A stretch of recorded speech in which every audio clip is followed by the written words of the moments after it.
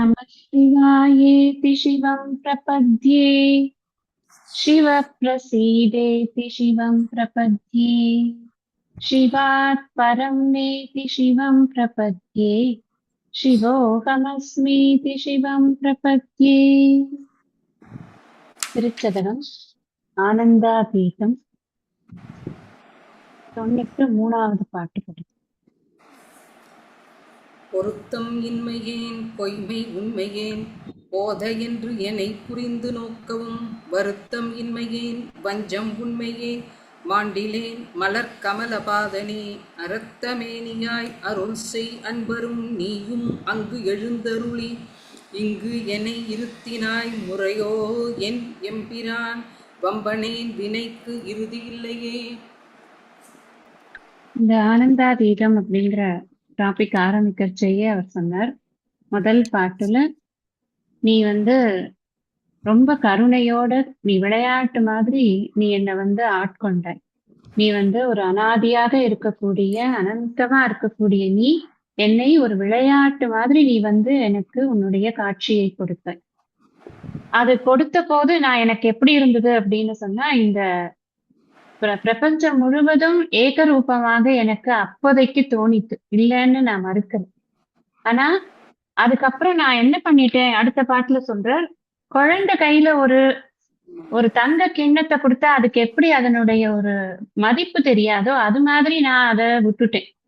அதை நான் எப்படி தக்க வச்சுக்கிறது அப்படிங்கிற ஒரு அறிவை வளர்த்துக்கிறதுக்கு நான் முயற்சி பண்ணாம விட்டுட்டேன். அதனால நான் என்ன பண்ணிட்டேன் அப்படின்னா, இந்த உலகம் அட்ராக்டிவா இருக்கு அப்படின்ட்டு நான் உலகத்து பக்கத்துக்கு என்னுடைய மனசை திருப்பி நான் உன் பக்கமா வைக்காம வச்சுட்டேன். இதுல இருந்து நீ எனக்கு இவ்வளவு தூரம் அனுகிரகம் பண்ணிட்டு நான் இப்படி என் நிலை தாழ்ந்து போகும்போது இப்படி பாராமுகமா இருக்கலாமா? நீதானே எப்படியா இருந்தாலும் என்னை காப்பாத்தி என்னை கரை சேர்த்து ஆகணும். அதுதானே அதுக்காக தானே நான் உன்னை சரண்டர் பண்றேன் அப்படின்னு பகவான் கிட்ட தன்னுடைய ஒரு ஆற்றாமையை அவர் சொல்றார். இந்த உலகத்துல ஈடுபட்டு என்னுடைய மனசு உலகப்பரமாவே போயின்னு இருக்கே, அதுக்கு நான் என்ன பண்றது அப்படின்னு. ஏன்னா இதுல உபனிஷத்துல ஒரு வாக்கியம் உண்டு, பராஞ்சிகாணி வியத்ருணத் ஸ்வயம் பூஹு அப்படின்னு ஒரு வாக்கியம் உண்டு. பராஞ்சிகாணி வியத்ருணத் ஸ்வயம் பூஹுன்னா என்ன அர்த்தம்னா, இந்த இந்திரியங்களை ஸ்வயம் பூஹு அப்படின்னு அந்த பிரம்மன் படைக்கும் பொழுதே என்ன பண்ணிவிட்டான்னா வெளியில போற முகமாகவே படைச்சுட்டான்ப்பா. அது நம்ம தப்பே எதுவுமே கிடையாது. ஒரு நாள் நம்ம ஒத்துக்கவே மாட்டோமே. நம்ம அதை வெளியில போக விடுறது இந்த மனசுதாங்கிறத யாருமே ஒத்துக்கிறது கிடையாது. உபநிஷதே அதை சொல்றது. இது படைக்கப்பட்டதே எப்படி இருக்கு அப்படின்னா, இது மேனுஃபேக்சரிங் டிஃபெக்ட். இது இப்படித்தான் வெளியில சுத்தின்னு இருக்கும். அதைதான் நம்ம இழுத்துன்னு நம்ம எடுத்து கொண்டு உள்ளுக்குள்ள வைக்கணும். பராங் பஷ்யதி ந அந்தராத்மன்னு அப்படின்னு அந்த மந்திரம். பராஞ்சிகாணி வியத்ருணத்து ஸ்வயம் பூஹு தஸ்மாத். அதனாலேயே என்ன ஆகுதுன்னா, பராங் பஷ்யதி வெளியிலேயே பார்த்துட்டு இருக்கு. இப்ப நம்ம ஒரு பஸ்ல போறோம்னு வச்சுக்கோங்களேன், சுவாமிஜி இந்த எக்ஸாம்பிள் தான் அடிக்கடி சொல்லுவார். பஸ்ல போனோம்னா உள்ளுக்குள்ள பார்ப்போமா வெளியில பார்ப்போமான்னா எல்லாருக்கும் வெளியில பார்க்கதான் பிடிக்கும். வெளியில நான் ஜன்னலோர சீட்டு, நான் இதுல பிளைட்ல போனா கூட எனக்கு ஜன்னலோர சீட்டு வேணும். அங்க என்ன பார்ப்பேன், நான் வேகத்தை தான் பரவாயில்ல, நான் அதையாவது பார்ப்பேன். ஆனா நான் வெளியில தான் பார்ப்பேன். அது என்னன்னா நம்மளோட நேச்சர் அப்படின்னு அதுக்கு உதாரணமா சொல்லுவார். நீங்க ஒரு வாகனத்துல போகும்போது கூட நாம வாகனத்துக்குள்ள பார்க்க மாட்டோம், வெளியில தான் நம்ம பார்வை நமக்கு இருக்கும். அது மாதிரி இந்த உலகத்துடைய பார்வை, உலகத்தை பத்தின பார்வை, உலகத்துக்குள்ள இருக்கக்கூடிய ஆசைகள், இதுதான் அவனுக்கு ஜாஸ்தியா இருக்கு. நான் அந்தராத்மன்னு அப்படின்னு அந்த இது சொல்றது. அதை விட பியூட்டிஃபுல் அடுத்த லைன் தான், கஷ்டித் தீரக, யாரோ ஒரு தைரியசாலி தான் உள்பக்கம் பாக்குறான். ஏன்னா உள்பக்கம் பாக்குறதுக்கு தான் தைரியம் வேணும். வெளியில பாக்குறது டிஸ்ட்ராக்ஷன்ஸ் ஜாலியா இருக்கும். ஒன்னொன்னா இது பிடிக்கலன்னா அது பிடிக்கலன்னா இது, சினிமா பிடிக்கலன்னா டிராமா பிடிக்கலன்னா சீரியல்னு போயிட்டே இருக்கலாம் நம்ம. ஆனா உள்ள பாக்குறச்சே அது பூரா அந்த அப்டிராக்ட் பிரம்ம தத்துவத்தை மாத்திரம் சிந்தனை பண்ணுன்னா, அட போயா பொழப்பு இல்ல உனக்கு, எவ்வளவோ விஷயம் நல்லதா இருக்கு அதையெல்லாம் பார்க்க மாட்டாளா அப்படின்னு இந்த மனசு வேண்டான்னு விடுறது. அதுதான் சுவாவமா இருக்கு. அந்த சுவாவத்தை மாத்தணும். அதுதான் அதுக்குதான் ஈஸ்வர அனுகிரகம் நமக்கு நிறைய வேணும். அதனாலதான் ஈஸ்வர அனுகிரகா தேவ பும்சாம் அத்வைத வாசனா அப்படின்னு ஒரு வச்சனம் உண்டு. ஒரு ஒரு ஒரு மனுஷனுக்கு அத்வைத வாசனை வருது, ஏதோ கொஞ்சம் புரியுது அவனுக்கு, அட்லீஸ்ட் கேட்கணும்னாவது தோன்றுது அப்படின்னா அவனுக்கு ஈஸ்வர அனுகிரகம் பரமானுகிரகம் இருக்கணுமா. அப்பனாதான் அவனுக்கு அந்த அத்வைத வாசனை அப்படிங்கிறதே கூட வரும் அப்படின்னு ஒரு வச்சனம் இருக்கு. இங்க இவர் என்ன சொல்றார் அப்படின்னா, பொருத்தம் இன்மையேன் பொய்மை உண்மையேன். பொருத்தம் இங்க சுவாமி அட்ரஸ் பண்றது ரொம்ப அழகு. மலர்கமல பாதனே அரத்த மேனியாய் அப்படின்னு அட்ரஸ் பண்றார். முதல்ல அட்ரஸ் பண்றச்சே மலர்கமல பாதனே நமக்கு தெரியும், அழகான தாமரை மலர் போன்ற பாதங்களை திருவடிகளை உடையவனே. ஸ்தூலமா அதான் அட்ரஸ் பண்ற, திருவடிகளை உடையவனே. எப்படிப்பட்ட திருமேனி அப்படின்னா அரத்தனா செக்கச்சவேல் இருக்காரா, செம்மை நிறம். ரத்தம் எப்படி சிவப்பா இருக்குமோ அதுதான் அந்த ரத்த அப்படின்னு. நம்ம இதுல சான்ஸ்கிரிட்ல வந்து இக்கு த, அதுக்கு வந்து ரத்த அப்படின்னா சிவப்புன்னு அர்த்தம். அதேதான் இங்க வந்து ரத்த அப்படின்னு, நம்ம தமிழ்லயும் ரத்தம் அப்படின்னா அது சிவப்பு தான் குறிக்கிறது. இங்க அரத்த அப்படின்னு சொல்லும் பொழுது அந்த சிவப்பு நிற மேனியாக அவன் இருக்கிறான் அப்படின்னு அட்ரஸ் பண்ற. எப்படி பொருத்தம் இன்மை பொருத்தம் இன்மையேன் பொய்மை உண்மையேன். நான் வந்து உன்னுடைய அருளுக்கு வந்து நான் கொஞ்சம் கூட பொருத்தமே இல்லாதவன்ப்பா. நான் பயங்கர பொய் புழுகு, பயங்கர இது. நான் வந்து பொய்ங்கிறத நம்ம திரும்பி புரிஞ்சுக்கணும். அவர் பொய் சொல்வார் அப்படி இல்ல. உலகத்தை யாரெல்லாம் உண்மைன்னு நினைக்கிறாளோ அவர்கள் எல்லாம் பொய்யர்கள். அவரோட கணக்குப்படி, இவரோட கணக்குப்படி யார் பொய்யர் அப்படின்னா, உலகத்தை உண்மைன்னு நினைக்கிறவன் பொய்யன், சுவாமியத்தான் மெய்யின்னு நினைக்கிறவன் தான் மெய்யன், அவ்வளவுதான். அதனால அது very simple definition he has for பொய்யர் அண்ட் மெய்யர். அதனால நம்ம அதே டெபினேஷன் எடுத்துக்கிறோம். இங்க என்ன சொல்றாருன்னா, பொய்யுலகை நான் என்ன பண்றேன், பொய்மையை உண்மையே, நான் இந்த பொய்யான உலகத்தை ரொம்ப வாஸ்தவமா இருக்கு போல இருக்கு அப்படின்னு நினைச்சிருந்து இதுல இருக்கக்கூடிய விஷயங்களுக்கெல்லாம் ரொம்ப அறுதி இம்பார்ட்டன்ஸ் கொடுத்து அதையே நான் வந்து நாளும் பொழுதும் சிந்தனை பண்ணிட்டு இருக்கேன். ஒரு நாளைக்கு ஒரு 4 நியூஸ் பேப்பர் வாங்கி வச்சு 7 தடவை அதை விழுந்து விழுந்து விழுந்து விழுந்து வேற படிக்கிறேன், பரீட்சை எழுத போறாங்க. ஏன்னா நான் எல்லாத்தையும் இவர் வந்து குஷ்வந்த் சிங் ஒரு தடவை ஒரு ஆர்டிக்கிள் எழுதியிருப்பார். அவர் என்ன சொல்லியிருப்பாருன்னா, எதுக்கு எல்லாரும் இப்படி அநியாயமா நியூஸ் பேப்பர் படிச்சுட்டே இருக்கீங்க, நீங்க வேணா பாருங்க, 50 வருஷம் முன்னாடி நியூஸ் பேப்பர்ல தலைப்பு தான் ஒரு பத்தி தான் மாறி இருக்குமே தவிர எல்லா விஷயமும் ஒரே மாதிரி தான் இருக்கும். அதேதான் இப்பயும் தொடர்ந்துன்னு இருக்கு. அதை விட ஜோக்கு, நீங்க எல்லாரும் வந்து இது பாக்குறது, ராசி பலன் பாக்குறது, அது நான் சேலஞ்ச் கூட பண்றேன். நீங்க 4 வாரம் கழிச்சு ஷஃப்லிங்ல பாருங்க, தலைப்பு மாறி இருக்கும் ஆனா டெக்ஸ்ட் ஒரேதான் இருக்கும். அந்த மீனத்துக்கு போட்டது கும்பத்துக்கு, கும்பத்துக்கு போட்டது மீனத்துக்குன்னு மாத்திருப்பான். இதெல்லாம் எதுக்கு படிச்சுட்டு இருக்கீங்க? அந்த மாதிரி இதெல்லாம் உண்மைன்னு நினைச்ச எத்தனை பேர் இருக்கா? அந்த மாதிரி எத்தனை பேர் வந்து இதுக்காகவே வந்து நான் டைத்தை ஸ்பெண்ட் பண்றானா, அவ்வளவு நேரம் பேப்பர் படிக்கிறது ஒரு பெரிய பெருமைன்னு நினைக்கிறவா இருக்கா? அப்படி நிறைய விஷயங்கள் இருக்கு இல்லையா? அதைத்தான் இவர் வந்து மென்ஷன் பண்றாருன்னா, இவரோட வாழ்க்கையிலேயே கூட இவர் வந்து ஒரு மந்திரியா இருந்ததுனால அவருக்கு வேண்டி இருந்தது உலக விஷயங்களோட நாலேஜ் அவருக்கு தேவையா இருந்தது. சுவாமிஜி அடிக்கடி சொல்லுவார், நான் ஜோக் சொல்றேங்கிறதுனால நான் உட்காந்து பேப்பர் படிச்சுட்டு இருக்கேன்னு நினைக்காதீங்க, அப்பப்ப கேட்டுப்பேன் அவ்வளவுதான் அப்படிம்பார். ஏன்னா அவருக்கு வந்து பேப்பர் ஆக்சஸ் கிடையாது, ஒன்றும் கிடையாது. இருந்தா கூட யாராவது இப்ப போறவா இந்த மாதிரி லௌகிக்கா யாராவது சொன்னான்னா அதை கரெக்டா எங்க வந்து கிளாஸ்ல அப்ளை பண்ணி அதை ஜோக் சொல்லிடுவார் அவர். அது வேற விஷயம், அது அவரோட திறமைன்னு வச்சுக்கோங்க. பட் அந்த மாதிரி எப்படியோ விஷயங்கள் வந்துட்டே இருக்கும். அந்த மாதிரி இவருக்கும் வந்துட்டே இருக்கு. வேணுமோ வேண்டாமோ இவர் உலகத்தை உண்மை அப்படின்னு நினைச்சிருக்கார். அப்போ போத என்று என்னை புரிந்து நோக்கவும், போத அப்படி முன்னாடியே பார்த்தோம். போத அப்படின்னு சொன்னா நீ வாப்பா அப்படின்னு கூப்பிடுறது அப்படின்னு அர்த்தம்னு பார்த்திருக்கோம் ஏற்கனவே. இங்கேயும் அதே அர்த்தம் தான். நீ வா என்கிட்ட, நீ இந்த உலகம் உண்மைன்னு நினைக்கிறதெல்லாம் போதும், நீ வா அப்படின்னு நீ என்னை வந்து விரும்பி நீ என்னை வந்து புரிந்து நோக்கவும் அப்படின்னு சொன்னா, என் மேல கருணை கொண்டு என்னோட நிலைமை தெரிஞ்சு, நான் இந்த மாதிரி மாட்டிக்கிட்டேன் அப்படிங்கறத நிலைமையை தெரிஞ்சு என் மீது கருணையும் அருளும் கொண்டு நீ என்னை பார்க்கவும், நான் என்ன பண்றேன், வருத்தம் இன்மையேன். நீ எவ்வளவு கஷ்டப்பட்டு பாரு, இவன் வந்து எப்படியாவது இவன் தேத்தி விடணும் இவனை அப்படின்னு நீ வந்து பார்த்தாக்க, நான் என்ன பண்றேன்னா வருத்தம் இல்லை. எனக்கு வருத்தம் இல்லைன்னா அக்கறை இல்லை.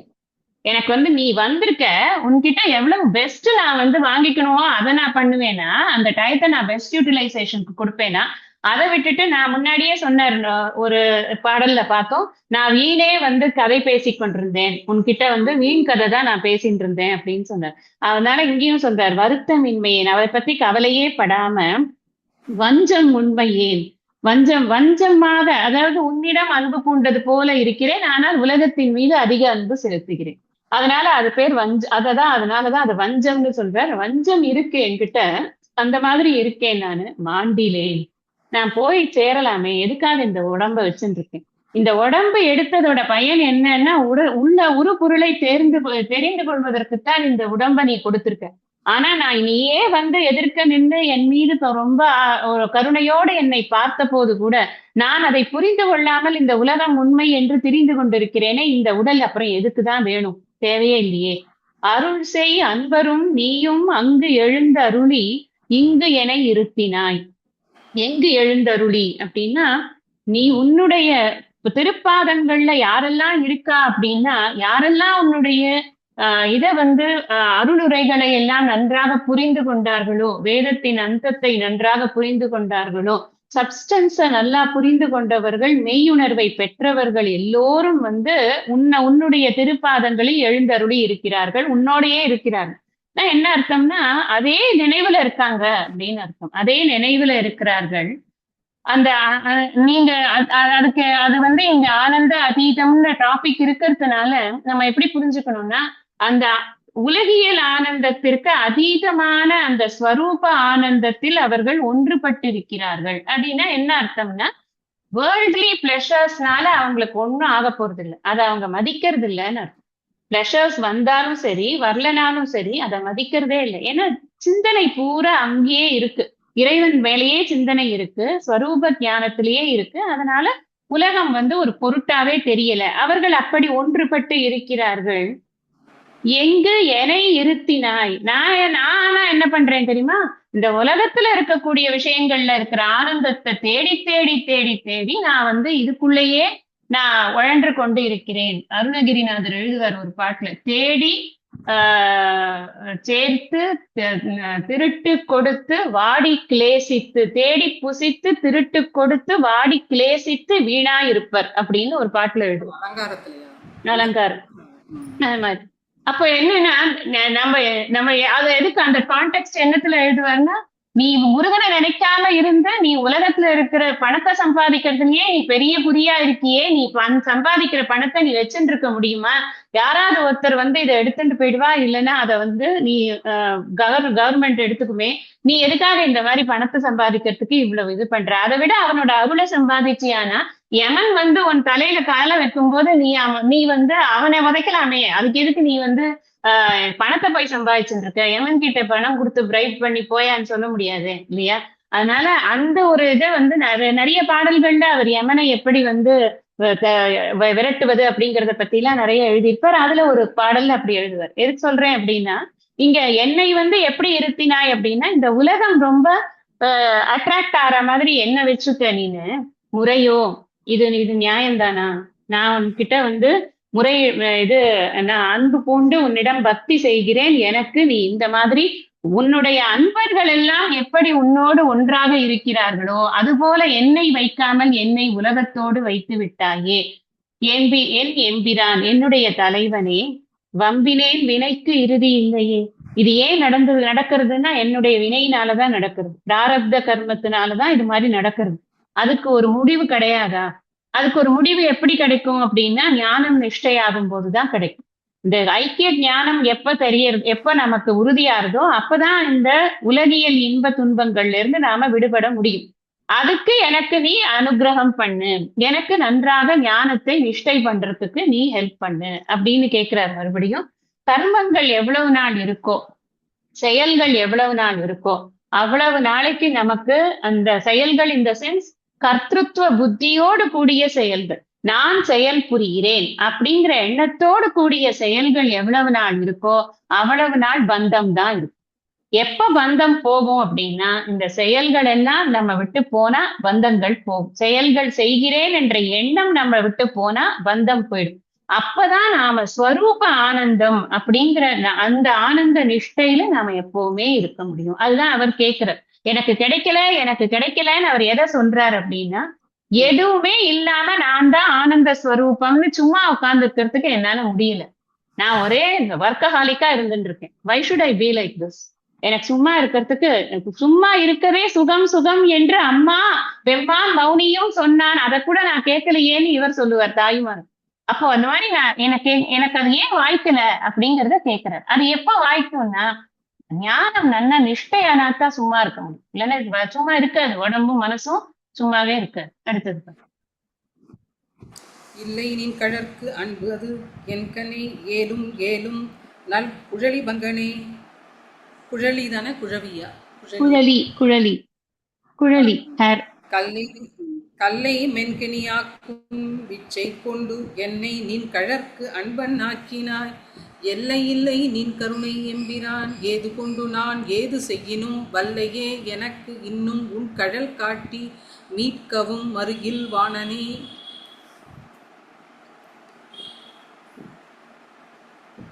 இல்லை நின் கழற்கு அன்பு அது என்கணே ஏலம் ஏலும் நல் குழலி பங்கனே. இங்க கூப்பிடுறது வந்து அம்பாளையும் சேர்த்துட்டார். ஏலம் ஏலும் நற்குழலி பங்கனே அப்படின்னு சொன்னா, இந்த நல்ல எண்ணெயெல்லாம் தடவி நல்லா அழகா பளபளன்னு வச்சுட்டு இருக்காங்க. நல்லா சாந்து பூசின அழகான ஒரு தலைமுடி அம்பாளுக்கு வந்து ஒரு அழகான கூந்தல். அதை வந்து ஏலவார் குழலின்னு நம்ம அம்பாளை சொல்லுவோம். எப்பவுமே அம்பாளுக்கு ஒரு பேர் உண்டு, ஏலவார் குழலி. ஆமா. அதனால அதே மாதிரி இங்க வந்து சொல்றார் இவர், ஏலம் ஏலும் நல் குழலி, நல்ல அழகான நல்ல சாந்து பூசின நல்ல அழகான குழலை வைத்துக் கொண்டிருக்கக்கூடியவளில் ஒரு பாகத்தவனே பங்கனே அப்படின்னு. இப்ப என்ன சொல்றார்? இல்லை நின் கழற்கு அன்பு அது என்கணே. நான் வந்து உன்னுடைய திருவடியில அன்பு வைக்கிற மாதிரி ஆக்டிங் தான் பண்ணிட்டு இருக்கேன். முன்னாடியே சொல்லிட்டார், நாடகத்தால் உன்னடியார் போல் நடித்து நானும் அப்படின்னு. அது மாதிரி அதை முன்னாடியே வேற டிக்ளேர் பண்ணினதே நம்ம இப்ப இங்க நினைவு கூறணும். இதே திருச்சதத்துலதான் வந்தது. அப்ப நமக்கு அவர் ஒரு நாடகம் தான் பண்ணிட்டு இருக்கார் அப்படிங்கிற மாதிரி அவர் வந்து முதலேந்தே அவர் போர்ட்ரே பண்ணிட்டே இருக்காரு. அதாவது உண்மையான அன்புங்கிறது எனக்கு இன்னும் ஏற்படல, முழுமையான அன்பு எனக்கு இன்னும் ஏற்படல. எனக்கு ஒரு பகுதி ஒரு நேரம் பார்த்தா எனக்கு ரொம்ப சந்தோஷமா இருக்கு. இதெல்லாம் படிக்கிறது, உன்னெல்லாம் பேசுறது, அப்புறம் உன்னை பத்தி திங்க் பண்றதெல்லாம். திடீர்னு அப்புறம் அப்படி யாராவது போனான்னா அவகிட்டயும் மனசு போயிடுறது. இப்படி மாத்தி மாத்தி என்னுடைய மனசு இருந்து கொண்டே இருக்கு இல்லையா? அதனால நான் நடிக்கிறேன், அவ்வளவுதான். ஏதோ கொஞ்ச நேரம் நடிக்கிறேன்ப்பா, அவ்வளவுதான். அப்படி இருக்கேன் நானு. உன்னுடைய அன்பு வந்து, நான் உன் மீது வைத்திருக்கக்கூடிய அன்பு வந்து உண்மையான அன்பாக இல்லை. நீ என்ன பண்ணணும் அப்படின்னு சொன்னா, கல்லை மென்கனி அது என்கனே, அது என் பக்கம் அந்த மாதிரி ஒரு டிஃபெக்ட் இருக்கு. கல்லை மென்கனி ஆக்கும் விச்சை கொண்டு, உனக்குதான் கல்லை வந்து கனியாக்கக்கூடிய ஒரு திறமை இருக்கே. உன்னால எது வேணா பண்ண முடியும். அப்படின்னா என்னன்னு, எது முடியாதோ அதெல்லாம் பண்றதுக்கு உனக்கு திறமை இருக்கே. அன்னைக்கு கூட நான் கிளாஸ்ல சொன்னேன், இந்த இது வந்து பாழான என் மனம் குவிய ஒரு தந்திரம் பண்ணுவது உனக்கருமையோ அப்படின்னு கேட்பார். அதுக்கு முன்னாடி அவர் அடுக்குவர், சும்மா கடகடன்னு அடுக்குவர். ஆழாழி கரையின்றி நிற்க இலையோ, கொடிய ஆழம் அமுதாக இலையோ, அக்கடலின் மீது வட அனல் நிற்க இலையோ, அந்தரத்து அகில கோடி தாழாமல் நிலை நிற்க இலையோ, மேருவும் தனுவாக வளைய இலையோ, சப்த மேகங்களும் வஜ்ரதரன் ஆணையால் சஞ்சரித்திட இலையோ, வாழாத வாழவே ராமனடியால் சிலையும் மடமங்கை ஆக இலையோ, மணிமந்திரவாதியால் வேண்டு சித்திகள் உலக மார்க்கத்தில் வைக்க இலையோ, பாழான என் மனம் குவிய ஒரு தந்திரம் பண்ணுவது உனக்கு அருமையோ. நீ இத்தனை காரியம் பண்ணியே ஒரு மனசு வந்து குவிய வைக்கிறது உனக்கு அவ்வளவு பெரிய விஷயமாப்பா அப்படின்னு ஒரு தாய்மானவர் மாதிரி உரிமையோட சண்டை போட யாராலையுமே முடியாது. அப்படி ஒரு சண்டை போடுது. நான் உன்கிட்ட அது திறமை இல்லைன்னு எவனா சொன்னா நம்புவானா? இத்தனை திறமை வச்சிருக்கேன் நீ வந்து திருவள்ளுவர் சொல்ற வாலறிவன் அப்படின்னு. எல்லாமே தெரிஞ்சவன் தானே நீ. எனக்கு என் மனசு இப்படி ஒரு பாடுபடுறது, அது ஒரு பக்கம் டில்லி டாலி ஆயின்னு இருக்கு. ஆத்துல ஒரு கால் சேத்துல ஒரு கால், மதில் மேல் பூனையா சுத்துறது, ஏன் அதை ஒரு இடத்துல நிக்க வச்சாத்தான் என்ன உனக்கு அப்படின்ற ஒரு கேள்வி ரொம்ப க்ளோஸ் டு த ஹார்ட்டா இருக்கும். நம்ம அப்படி அது வந்து நம்மளே அந்த இடத்துல இருக்கிற மாதிரி, என்னதான் இது இப்படி பாடாப்படுத்துறானே அப்படின்னு நமக்கு தோணாது. அப்படியே வார்த்தையில போடுவார். அதே மாதிரிதான் இவரும் இங்க சொல்றாரு, உன்னால முடியாதா? உனக்கு கல்லை கனியாக்க ஒரு திறமை இல்லையா? நீ கல்லை வெண்கனியாக்கும் விச்சை கொண்டு, அது உனக்கு தெரியும். அவர் வந்து உனக்கு இல்லையான்லாம் கேட்கல, உனக்கு அந்த அறிவு இருக்கு. அந்த விச்சைனா வித்தை, அந்த வித்தையை கொண்டு நீ என்ன பண்ணுனா, என்னை நின்கழற்கு அன்பன் ஆக்கினாய். நீ ஏற்கனவே அந்த மாதிரி என்ன வந்து ஒரு கல்லு மாதிரி இருக்கிற என்ன வந்து உனக்கு அன்பனாக நீ ஆக்கி விட்டாய். சரி, ரைட்டு. எல்லை இல்லை நின் கருணை. உன்னுடைய கருணைக்கு ஒரு எல்லையே கிடையாது. அது வந்து எல்லையற்ற கருணையை நீ என் மீது காட்டினாய். அதனாலதான் நீ எனக்கு நேர வந்தாய். வந்து எனக்கு உன்னுடைய அருள் பார்வையை கொடுத்தாய். எம்பிரான் என் தலைவனே, ஏது கொண்டு நான் ஏது செய்யினும் வல்லையே. நான் என்ன வச்சு எப்படி நான் உன்கிட்ட வந்து இது பண்ணினாலும், பூஜை பண்ணினாலும் நீ அதை ஏற்றுக்கொள்கிறாய். நீ வல்லையே அப்படின்னு சொன்னா ஆற்றல் உடைய, வல்லவன் அப்படின்னு அர்த்தம். நீ அதை நான் என்ன பண்ணினாலும் அதை ஏத்துக்கிறதுக்கான ஒரு ஆற்றல் உனக்கிட்ட இருக்கு. உனக்கு வந்து நான் இப்படித்தான் பூஜை பண்ணணும். பத்திரம் புஷ்பம் பலம் தோயம் யோமே பக்தியா பிரயச்சதி அப்படிங்கிறார் பகவான். எப்படியானாலும் நீ வந்து நான் பண்ணக்கூடிய பூஜையை, நான் பண்ணக்கூடிய அன்பை, நான் கொடுக்கக்கூடிய அன்பை நீ ஏற்றுக்கொள்ளக்கூடியவனாகத்தான் இருக்கிறாய். ஏது கொண்டு நான் ஏது செய்யணும், எந்த மாதிரியான திரவியங்களை வைத்து எந்த மாதிரியான பூஜையை நான் எனக்கு ஏதோ தெரிஞ்ச அளவுக்கு பண்றேன்ப்பா. குழந்தை எல்லாம் பண்ற மாதிரி ஏதோ ஒரு பூவை போட்டு ஒரு இதை பட்டு நான் ஏதோ பண்றேன், எனக்கு தெரிஞ்சதெல்லாம் பண்றேன், அவ்வளவுதான். ஆனா நீ அதை ஏத்துக்கிற, அதுக்கு ஏத்துக்கிறதுக்கான வல்லமை உங்ககிட்ட இருக்கு. ஏன்னா அந்த கருணை இருக்கு. கருணை தான் அந்த வல்லமையை கொடுக்கிறது. இப்ப வல்லையே, எனக்கு இன்னும் உன் கழல் காட்டி மீட்கவும் மறியில் வாணனே. நீ வந்து மறியில் வாணனே அப்படின்னு சொன்னா, வாணனே அப்படின்னா என்ன அர்த்தம்னா சிதாகாச ரூபமாக இருக்கக்கூடியவனே அப்படின்னு அர்த்தம். மறியில் அப்படின்னு சொன்னா இது மாசற்ற அப்படின்னு அர்த்தம். மாசற்ற ஜோதியே, மலர்ந்த மலச்சுடரே அப்படின்னு சொல்றாரு இல்லையா, அந்த மாதிரி மாசற்றவனாக சிதாகாச ரூபமாக எங்கேயும் வெளியில எல்லாம் இல்ல. இந்த சிதம்பரத்துல நீ இந்த சிற்றம்பலத்துக்குள்ளதான் உட்கார்ந்துருக்க. சிற்பர வெளிக்குள்ளே வளர் தற்பர மதுவான பரதேவதையை வணங்குவாம் அப்படின்னு சொன்னார் தாய்மானவர். அந்த சிற்பர வெளிக்குள் தான் நீ இருக்கிற, இங்கேயேதான் இருக்க, வேற எங்கேயும் நீ போகல. ஆனா நீ எனக்கு என்ன பண்ணணும் அப்படின்னா, எனக்கு இன்னும் உன் கழல் காட்டி மீட்கவும் மீட்கலையே நீனு, மீட்கணும் நீனு அப்படின்னு கேக்குற. அப்படின்னா கழல் காட்டி அப்படின்னு நாம புரிஞ்சுக்கணும், இன்னும் எனக்கு ஞான நிஷ்டை ஏற்படல. அதுக்குதான் நீ உன்னுடைய கழல்ங்கிறது என்னன்னா, உன்னுடைய உபதேச மொழிகள் எனக்கு இன்னும் வேண்டும். திரும்ப திரும்ப நான் உன்னிடம் கேட்பது என்ன அப்படின்னா, ஐயும் திரிவு அற இந்த ஞானம் என் மயம் ஆக வேண்டும். அதற்காக நீ எனக்கு உபதேசம் பண்ணணும். நான் வந்து இந்த உடல் மனம் புத்தி தான் வசத்தின்னு, இந்த உலகம் தான் வசத்தின்னு இருக்கேன் தான் நான் ஒத்துக்கிறேன். ஒரு தடவையும் சொல்றார், நான் பொய்யன்.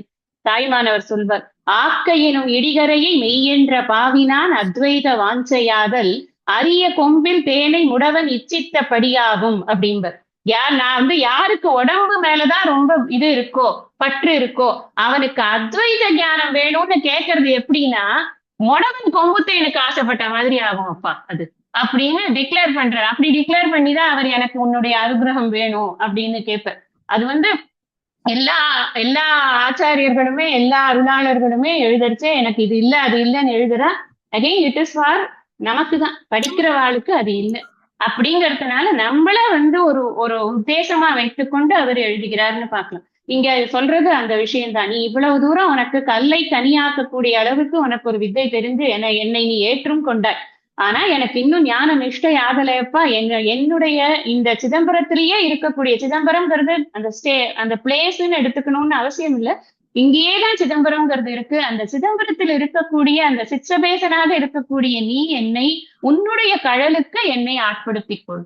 அப்படின்னா எனக்கு உன்னுடைய கழல்கள் கூறக்கூடிய அந்த அருண்மொழிகளை நான் நன்றாக புரிந்து கொள்ள எனக்கு அனுகிரகம் பண்ணு அப்படின்னு கேட்குறேன். தாய்மானவருடைய பராபர கண்ணியில மொத்தம் எத்தனை பாடல்கள் இருக்கு? அது நிறைய இருக்கு, 300 சில்லற இருக்குன்னு நினைக்கிறேன். 300 பராபர கண்ணி நம்பர் கரெக்டா தெரியல. நிறைய இருக்கு. அதுக்கப்புறம் வேற என்ன பாடல்கள் எழுதிருக்கு? நிறைய பாடல்கள் எழுதிருக்கு. சின்ன சின்ன பாட்டுகளும் நிறைய பாடல்கள். இது அடுத்தது ரொம்ப ஃபேமஸ். இது வான நாடரும் அறிவொனாதனி மறையில் ஈரும் முன் தொடர் ஒனாதனி ஏனை நாடரும் தெரிவொனாதனி என்னை இனிதாய் ஆண்டு கொண்டவா ஊனை நாடகம் ஆடுவித்தவா உருகி நான் உன்னை பருக வைத்தவா ஞானம் நாடகம் ஆடுவித்தவா நெய்ய வைகத்து உடைய விச்சையே.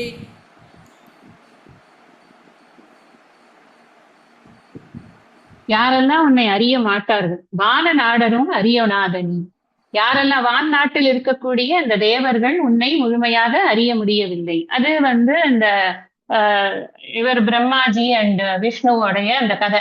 அதையே நமக்கு தெரியும். அவர் வந்து அடியை ஒருத்தர் முடியை ஒருத்தர் தேடி கொண்டு போய் உன்னை முழுமையாக அறிய முடியவில்லை அப்படிங்கிற விஷயத்த நம்ம எடுத்துக்கலாம். இதை புரிஞ்சுக்கிறதுக்கு தேவர்கள் உன்னை அறிந்து கொள்ள மாட்டார்கள். சரி, மறையில் ஈறு முன் தொடரொணாத நீ.